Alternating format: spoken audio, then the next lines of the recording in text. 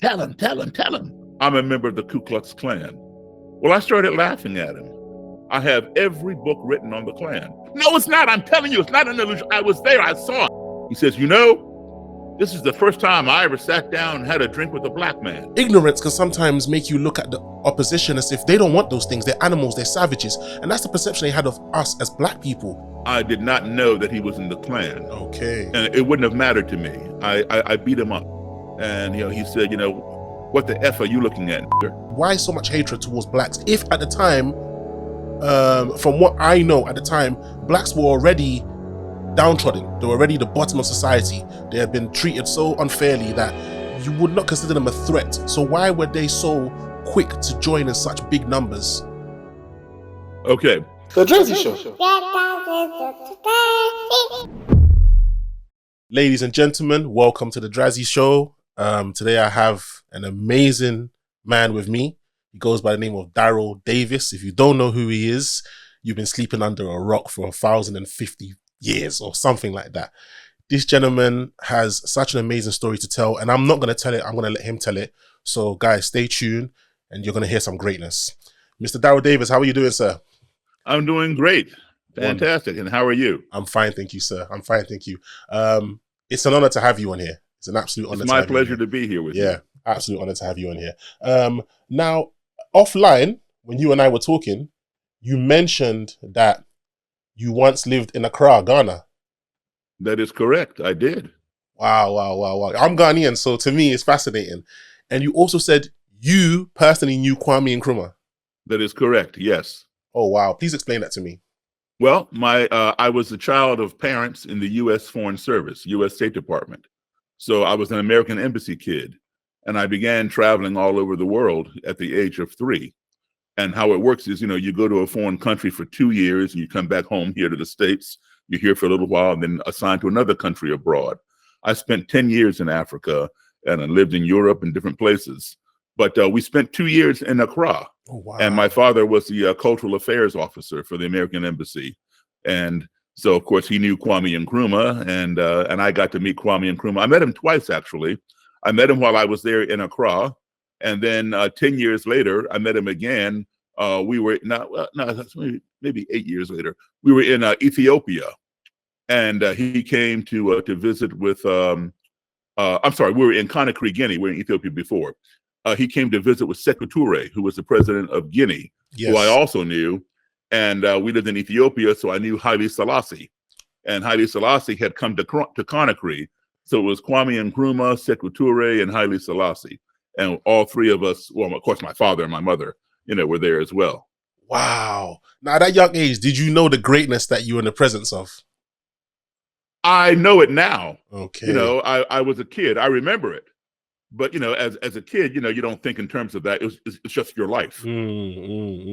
That's so interesting. It's just what your father does. These are people your father knows. Yeah, that is so interesting. So you know what? That leads to the question that I want to ask now. The thing that you are most popular for is, I won't say infiltrating the KKK, but being around members of the KKK, right? Okay. Now, over here in the UK, our perception of the KKK is that they are anti-black. They don't like black people. African Americans, Africans, Jews, you name it.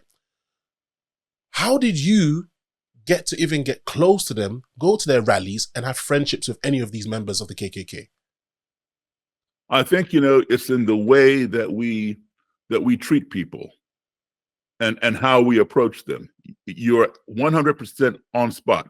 Yes, they have that animus towards black people, towards Jewish people, towards gay people, towards Muslims, towards Hispanic, anybody who's not them, basically. As I pointed out, in my travels, when, as professionally, I'm a musician, and I've played all over my country, the United States. I've played in all 50 states. I've played overseas in many different countries, and I've traveled to many different countries with my parents. So if you combine my childhood travels with my adulthood travels, today I've been in 63 countries on 6 continents. And that has exposed me to a wide variety of skin color, ethnicities, cultures, religions, ideologies, etc. And all of that has shaped who I have become. And I can tell you something that I've learned. No matter how far I go from my own country, the United States, whether it's right next door to Canada or right next door to Mexico or halfway around the globe to Ghana or anywhere else, no matter who I meet, maybe they don't look like me, they don't speak my language or worship as I do, or maybe not even worship at all. I always conclude one thing, that everybody I have encountered, no matter how close, how far away, is a human being. And every human being wants these 5 things in their life. Everyone wants to be loved. Everyone wants to be respected. We all want to be heard. We want to be treated fairly and truthfully.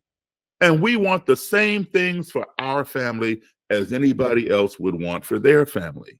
And if we can learn to apply those 5 core values when we find ourselves in an adversarial situation or in a culture or society in which we are unfamiliar or uncomfortable, I can guarantee you that your navigation of that situation, that society, that culture will be much more smooth and much more positive. And it doesn't have to all be about race. It could be about any hot topic. Like here in my country right now, the hot topics are abortion, nuclear weapons, the war with Russia and Ukraine, the upcoming presidential election, the last presidential election. You know, these are all hot topics. You're on one side, somebody else is on the other side. If you apply those values, you can have a civil conversation and you can learn about the other person, why they vote that way, why they're against this or for that, you know, and they can learn that about you. You may change your mind, you may not, but at least you have a civil conversation and you learn about one another, why they feel the way they do. So those are the values that I applied because, you know, living overseas, people treated me a lot better. Even white people, you know, from France, from Germany, from Sweden, Denmark, you know, wherever, than people in my own country. So what's up with that? Yeah. I had to find out. So who better to go to than somebody who would join an organization that has over 100-year history of practicing hating people. You ever heard of that? I'm going to practice hating somebody. Yeah. But that's what they do. That's what it's about, right?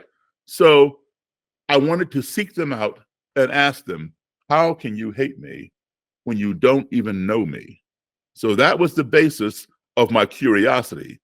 Now, I will say this. Had I not had that travel experience and that exposure to different places, would I be doing this kind of work today? Maybe not. Maybe I'd be trying to stay as far away from them as I could because that's all I know. But when you have seen people who look like those people treat you better, then it piques your curiosity. Is everybody like that? No. But see, here in this country, most Americans, unfortunately, do not travel. In fact, most Americans do not even own passports. I've heard that before, yeah. So, you know, we have a certain kind of mindset that needs to be broken, and we need some exposure. In fact, are you familiar with the American author? His name was Mark Twain. Yeah, Mark Twain. Yeah. He's a yeah. very quoted His man. real name was Samuel Clemens, but he wrote under the name Mark Twain. Okay. He had a lot of great quotes. Yes. And perhaps my favorite quote of all time is one of his. It's called the travel quote. And I'm going to quote it for you. Mark Twain said, "Travel is fatal to prejudice, bigotry, and narrow-mindedness, and many of our people need it sorely on these accounts. Broad, wholesome, charitable views of men and things cannot be acquired by vegetating in one little corner of the earth all one's lifetime." Wow. That is so true. That is very true. Very, very true. Very, very true. Now, you know, I'm glad that we started the conversation talking about your experience traveling and meeting a lot of, you know, prominent figures, which obviously inspired you to have the point of view that you do, to go and seek that kind of knowledge that you seeked. But at the same time, logically, I get it. But emotionally, were you not fearful of talking to these people? Because they, as much as you say these 5 elements is what any human being wants, ignorance can sometimes make you look at the opposition as if they don't want those things. They're animals, they're savages. And that's the perception they had of us as black people. Did you think that they will be intelligent enough to understand that from your perspective? Didn't you fear that they might not even have that perception of you and just want to terminate you? Okay, I'm glad you brought up that word, perspective, perception. As you probably know, one's perception is one's reality.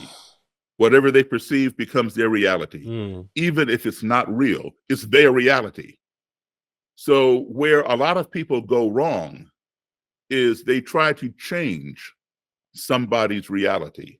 You cannot do that. You cannot change somebody's reality. They have to change it themselves. If you attack their reality, no, you're wrong, blah, blah, and you bring them mounds of evidence, they're not going to change. They only know what they know. All right. And if you try, they're going to push back. And if you keep trying, it can escalate to physical confrontation. All right. So where people go wrong in their approach to opposition, whether it's racial, whether it's abortion, or any of the other topics I mentioned, is they attempt to change somebody else's reality. Don't do that. What you want to do is you want to offer them. See, when I come there to deal with them, I let them know, I may not agree with what you have to say or what you believe in, but I'm here to learn from you. I want to learn why you believe this. I'm not here to change you. I want you to teach me why you believe this and why I should believe it. Okay, so I lower the temperature, because as soon as they see me, their guard is up. I'm the enemy. I'm the black guy. I'm the inferior. They're the superior. Right. So they have to establish that, with me first. I know who I am. So I'm not worried about who they think I am. Yes. They're not going to convince me. Right. So anyway, what you want to do is not attack their reality. You want to offer them. First of all, you got to listen to them because they want to be heard. So listen to them. You offer them a better perception, or better perceptions, plural. If they resonate with one of your perceptions, then they will change their own reality, because that perception becomes their reality. So let's say, for example, I'll give you an example. Let's say you have a younger brother, maybe he's 7 or 8 years old, and he goes to a magic show with his friends. And he comes back and tells you, you're not going to believe this. This magician on stage, he asked for a female volunteer from the audience, and 50 women raised their hand. And he picked one out, brought her on stage, and he had her climb into this long box and put her feet out the hole there and her head out the hole here. And then he closed the top of the box, the lid, and he took a chainsaw and went through the middle of the box. And it came out the bottom. He cut her in half, and then he told her to wiggle her feet out the hole. And she wiggled her feet. And you say, no, that's impossible. That cannot happen. Yes, it did. I was there. I saw it with my own eyes. You weren't even there. Yeah. He is 100% correct. You were not there. You did not see it. He saw it. That is his reality, and you have attacked his reality. You're going to get pushback. Okay? Yes. Now, it's not real. He does not know that. But the fact that you are telling him it's not real, you were not there, you didn't live it, you did not experience it, he's right. Okay, so that's all he knows. And to make it even more real, he tells you, after this magician, cut this woman in half, he took the half of the box with the legs and moved it over here to stage right. And he took the half with the head and moved it over there to stage left. And then he walked over to the head and he talked to the head of this woman, and the head talked back to him. And then he brought the two halves back together. He did some magic incantation over the top of the box. He opened the top, and the lady climbed out all together. He cut her in half. He put her back together, and she's full form, no blood. And you say, listen, that's an illusion. No, it's not. I'm telling you, it's not an illusion. I was there. I saw it. Again, you've attacked him, and now you're causing him to escalate. If you don't watch, he's going to punch you out, right? So rather than attack his reality, offer him a better perception. You say to him, after he's told you this whole story, you give him that respect of sitting down, listening to him. You may not respect. You don't have to respect what he says, but respect his right to say it. All right. So you respect him. You let him tell his story. He wants to be heard, so you let him be heard. And rather than attack his reality, you offer him a better perception. You say, listen, I hear what you're saying, but I have a question. Do you think it's possible that just maybe, perhaps, you say he asked for a female volunteer and then he chose a woman out of the audience? Do you think it's possible that maybe that woman works for him, and she knows the trick, and she travels around the country wherever he goes and sits in the same theater seat wherever they go so he can automatically find her and bring her up on stage? And then when she climbs into the box, there is a pair of mannequin dummy legs laying on the floor of the box that are wearing the same stockings and same high heels that she has on, right? And so she picks up the legs by the end where you can't see, and she shoves them out the hole in the box. And she brings her knees up under her chest. So her whole body is on that side of the box. Yeah. So when the saw goes through the box, it never touches her. And when he says, wiggle your feet, she just shakes those poles. Yeah. And they wiggle. So now when he separates the two halves of the box, he puts the feet over here on this side of the stage, they cannot move anymore because she has no control, right? They're dummy legs. So he has to distract your attention from looking at those legs. Of course, he's going to walk over there because you're going to follow him. And he talks to the head. Of course, the head talks back because her whole body is there. So now when he brings them back together, she pulls the legs back into the box, leaves them there, and then she climbs out. No blood, full form. She was never cut in half. And then your brother says, that might be the only way that could work. You have given him a better perception, and it has resonated with him, and that perception has become his reality. So don't attempt to change somebody's reality. Give them a better perception. Wow, that's very, very interesting. But I still got, I still got to give you respect for even wanting to go and give people like a member of the KKK another perspective, because they could have killed you before you got to open your mouth in the first second. But I can be dangerous too. That's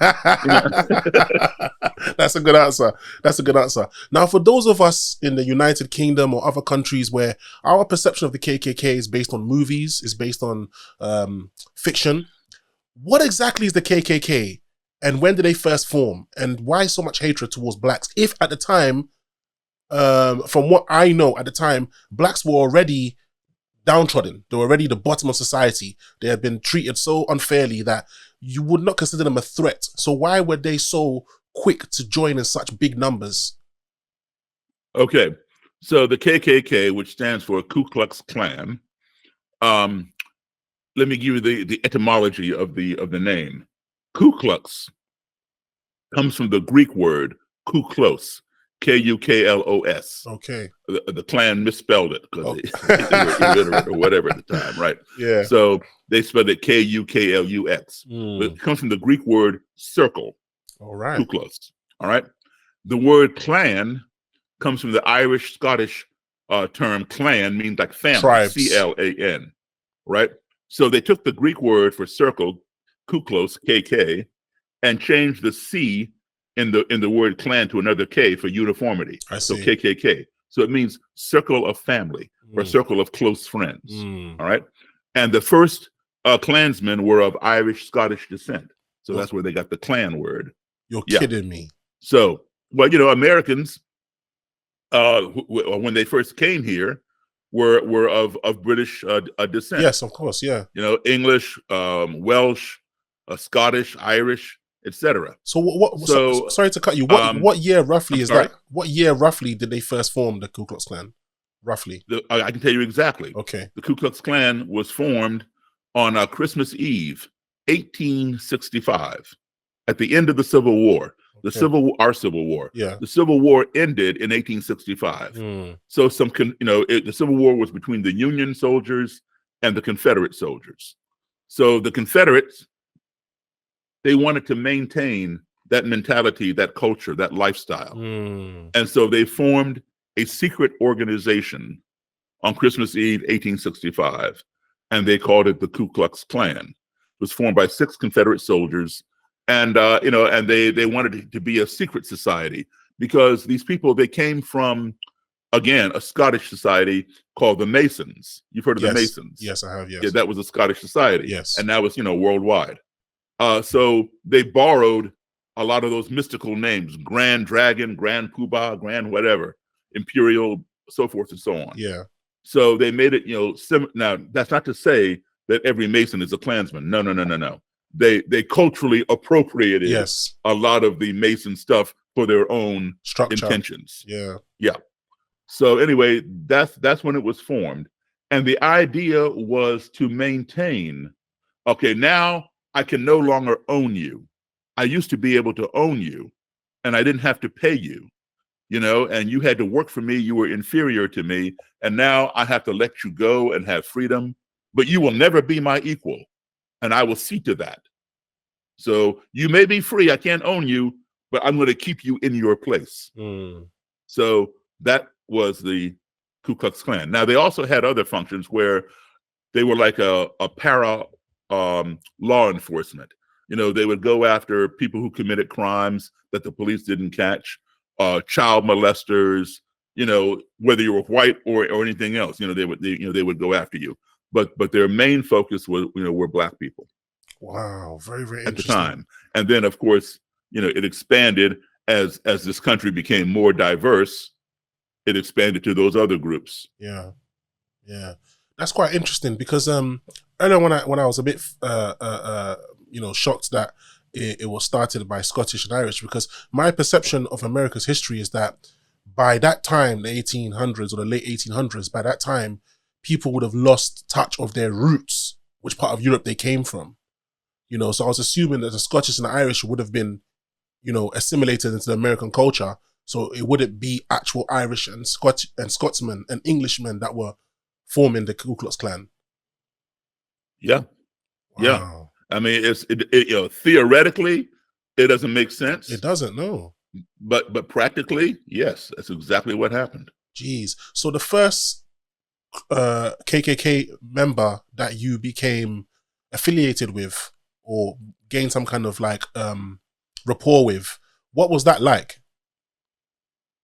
It was interesting. Now the very first one that I met, I did not know that he was in the Klan. Okay. And it wouldn't have mattered to me. I beat him up. Verbally or physically? It was late one night after a music gig, and I went to an all-night restaurant. And when I pulled in the parking lot, I saw a man on the sidewalk outside of the restaurant, and there were 4 other men standing around watching. I'm looking to see what they're watching as I'm pulling in my parking space, a few, feet away. There was this man sitting on top of a woman. She was lying on her back, and he was sitting on her chest, banging her head into the sidewalk and smacking her in the face. And these other guys were just standing there watching. Wow. And, I got out of the car and I was going to go over there and get him off. And when I slammed my car door, he looked up and, he said, what the F are you looking at? Well, to me, that's open invitation. And I said, I'm looking at you. And he got up and he came and I let him have it. After I beat him up, I beat him pretty severely, but it wasn't until I beat him up that one of these 4 guys standing around watching went and called the police. They weren't calling the police when he was beating up the woman. No. But when a Black guy beats him up, then they call the police. Well, it turns out, long story short, he was a fireman, and they knew him. Then they were firemen also, or whatever. So he was beating up his ex-fiance. But long story short, I had him arrested, and then took him to court. I beat him in court. He had to pay money, and he had to pay money to her as well for damages and all that kind of thing. So that was the first one that I met. But the second one that I met was a lot more friendly. I was playing in a nightclub that was considered an all-white nightclub. There were no signs that said whites only, nothing like that, but it Okay. had that reputation. I see. And so, blacks were not welcome, and I knew that. But I was playing with an all-white band, and they played there before. So here I am in this place, and we finished the first set, we're taking a break, and this man came up and put his arm around my shoulder, and he praised my piano playing, and he liked the music. And he said he'd never seen a black man play, that style of piano, before, like Jerry Lee Lewis. And asked me where I came from. And I said, he said he'd never seen me before. So I said, well, Jerry Lee Lewis and I got that style from the same place. Yeah. From black blues and boogie woogie piano players. That's where that rock and roll, rockabilly style comes from. Oh, no. Jerry Lee invented that. I had never seen no black man play like that, except for you. And so I said, look, man, I know Jerry Lee Lewis. He's a good friend of mine. He told me himself his influences. He didn't believe that either. But he was fascinated with me and wanted me to come back to his table and allow him to buy me a drink. Now, I don't drink alcohol, but I went back to his table. I had a juice, and he pays the waitress for my drink. He takes his glass, he clinks my glass, and he cheers me. He says, this is the first time I ever sat down and had a drink with a black man. Now, I'm mystified. Like, how can this be? This man is at least 15, 18, 20 years older than me. And at that point in my life, I had sat down with thousands, tens of thousands of white people or anybody else and had a meal, a beverage, a conversation. How is it that this man, that much older than me, had never sat down before with a black man? So innocently, I asked him, I said, why? And he didn't answer me. He looked down at the table. And I asked him again, and his friend sitting next to him said, tell him. And I said, tell me, because now it's a mystery, right? And so he says, I'm a member of the Ku Klux Klan. Well, I started laughing at him because I didn't believe him, because I know a lot about the Klan. I have every book written on the Klan, and I've read them all. And they don't just come and embrace a black man and want to hang out and buy him a drink and have conversation. It's not like that. So this guy must be joking. So I'm laughing. He went inside his pocket, pulls out his wallet, and handed me his Klan membership card, his KKK membership card. I stopped laughing. This thing was for real. So I give it back to him, and now I'm thinking to myself, why am I sitting here at this table with a Klansman? But he was very friendly. He asked me a lot of questions about music and this, that, and the other. And he gave me his phone number and wanted me to call him anytime I was to return to this bar, to this club with this band, because he wanted to bring his friends, meaning Klansmen and Klanswomen, to see, as he put it, the black guy who plays like Jerry Lee. So I called him every 6 weeks when we're coming back there. I call him in advance. He comes. He brings other Klan people, not in robes and hoods, in regular clothing. And they watch me play, and they get out on the dance floor. They dance to our music. And then, on the break, I go to his table, say hello, thank them for coming. I get to meet some more people in the Klan. Now, 2 of them didn't want to meet me. When they see me coming, they get up and they move over to the other side of the room. And then when I go back on stage, they come back. But the others, they sat there. They were curious, about me. They probably never talked to a black guy before or whatever. So, we got to know one another. And then at the end of that year, I quit the band, that band. It was a country band. I was playing country music. I left that band and I went back to playing rock and roll and blues and whatever else. So I lost contact with the guy.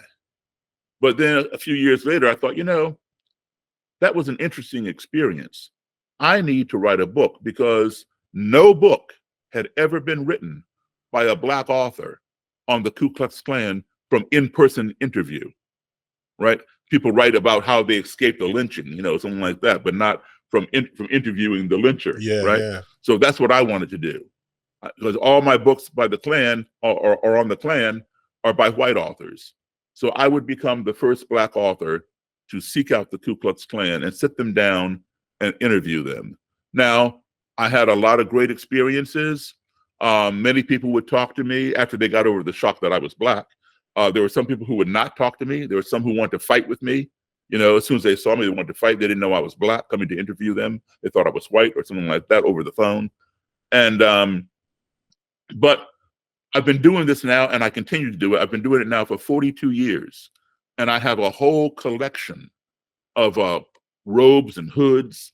I interviewed neo-Nazis. I got swastika flags. I got all kinds of stuff that people have given me who are active members because now they've changed. They've rethought their mind after conversations with me. Yeah. And how did that happen? It didn't happen overnight. It happened over time. But applying those 5 values that I gave you is what allowed that to happen. Wow, so interesting. Now, everybody's not going to change on all sides, black, white, or whatever. There will be people who will be hateful and violent and racist on all sides that will die that way. They will go to their grave. Yeah. But even some of those people have later come back to me and said, "I'm sorry. I understand some things now, you know," and they want to talk to me. But not everybody. Some people will die that way. Wow. But if somebody is willing to sit down and have a conversation with you, regardless of the topic, you're on one side, he's on the other side, or whatever, there is the opportunity to plant a seed, that seed being a perception. Yeah. But you must come back and nurture the seed, pour water on it, you know, give it nutrients to allow it to grow. Yeah. How many members do you think that you've made open up their eyes and leave the KKK? I know that it's been over 200 in the last 40 years that I've done. Of those 200, probably I'd say 60 to 80 direct, and the others were a residual. I see. Because, you know, these people, they're an echo chamber. And I've seen people, you know, I know people who, because their friend quit, they quit. Their friend quit because of our relationship, right? The friend got in because his friend got in. Yeah. So now his friend gets out, he gets out. Yeah. You know, they're followers. Yeah. You know, it's so interesting. So earlier on, you were talking about the 5 elements, the 5 key things that people need, and you also told me why a lot of people join the KKK based on their perception of the hierarchy of you know whites and blacks. But one thing I wanted to ask you was, it sounds like a lot of people that were joining were quite ignorant. Yes, but don't make that mistake. There are doctors, lawyers, judges, police officers, college graduates. Back in the day, they considered it the honorable society for white men. You know, they're also very male chauvinistic. In the beginning, no female members. Okay. Today, they have female members, but the females can never rise to the top positions. I see. They're always under the man. I see. You know, they are the supremacists, right? So, you know, we see these TV shows where you have some KKK people, and I know some of those too. They get on there, they yell and scream and throw chairs and act all crazy. Yeah, they do exist. But also they exist, you know, with a college degree. And those are the ones that are the most dangerous. I see. Sir, I know you need to go, but just before you go, I got one question to ask you. Why do they wear the hoods and robes? What is the purpose of the hoods and robes? What does it represent? Well, they wanted a uniform, and they chose that one with the mask to cover their face, so that they see you, you don't see them. That keeps their identity secret, because they're a secret organization. But it also invokes fear in people. Like for some people, they fear when they see a police officer's uniform. They walk the other way, even though the cop hasn't done anything or whatever. It's just the presence, you know, or what it represents. Yes. So they know that they can invoke fear, especially in Black people. And what happened was this: initially, many of the Black slaves, you know, coming from Africa and coming from, you know, these places where voodoo and superstition was a big thing in the culture, right? So they would put on these uniforms or costumes where you could not see them, and they would ride their horses or whatever. And they noticed that Black people feared them, even though they hadn't even just looking at, they feared them. And they began telling Black people that they were dead Confederate soldiers coming back to get them. Wow. So that fear, you know, fear is the greatest weapon known to man. Yeah. Keep somebody in fear, you can control them. Yeah. So they continued that. Wow, that is so interesting, man. I'm so grateful for this interview. Thank you very My much for your pleasure. time, and have a lovely day. And is there anything you'd like to promote? Do you have a website or something that you'd like to promote?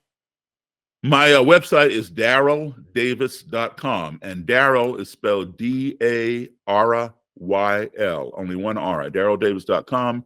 And I have a second book coming out probably in the fall, and it will have my first book was called Clandestine Relationships, spelled with a K.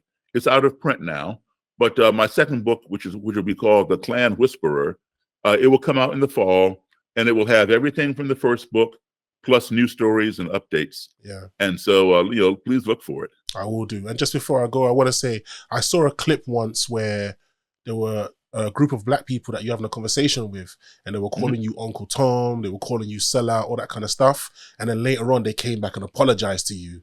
So that just shows your level of intelligence, the way that you remain strong and you're not affected by the things that they said, and the way that you remain strong when you meet these members of KKK, and your main aim is to change their perception or to offer them another perception. The fact that you're so confident in it, I have to say, I've got a lot of respect for you. The fact that you remain so strong and so laser, vision tunneled, like, it's just amazing. Just amazing. Thank you very much. Well, listen, our society, your society, anybody's society can only become one of two things. One, it can become that which we sit back and watch it become, or two, it can become that which we stand up and make it become. So we have to ask ourselves a question. Do I want my country do I just want to sit back and see what my country becomes, or do I want to stand up and make it become what I want to see? Yeah. So I've chosen the latter. That's good. While you were in Ghana, did you have any banku, kenke, fufu, any of that stuff? I'm sure I did. It was a long time ago, but yes, I'm sure I did. Absolutely. I know one thing. I had a lot of coconuts. All right. So listen, thank you so much for your time. Have a lovely day and God bless you. Thank you, and please stay in touch. I will do, indeed. Thank you very much, sir. I'll email you. All right. Take care. I don't know what to say, man. Like, I wish I could have spoke to him longer, but he had another appointment to deal with afterwards. But I will speak to him again. And if you've got any questions that you wish I had asked, please put them in a comment below. And yeah, thanks for your time. The Drazzy Show. The Drazzy Show.